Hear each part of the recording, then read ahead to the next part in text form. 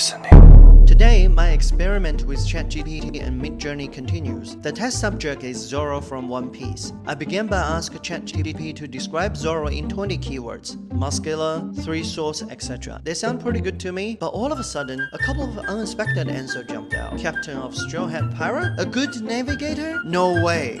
I started to wonder if ChatGPT really knows what it's talking about. Look, I'm a big fan of One Piece, and I'm pretty sure Luffy is the captain. And there's no way Zoro knows how to navigate, as he points at the wrong direction every single time. Having a greater understanding about One Piece than AI does gives me a feeling of superiority. I forgive you for making little mistakes like that. I forgive you.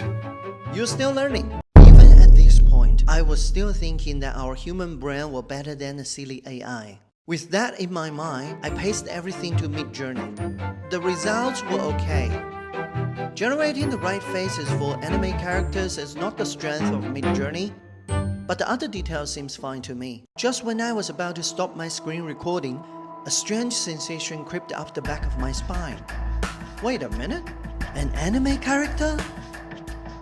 I didn't even mention any style in the prompts that's related to anime. Did I do something? How did Midjourney know I was going for an anime style? How? Unless I get it! the AIs already talk to each other behind the screen. They are planning something big.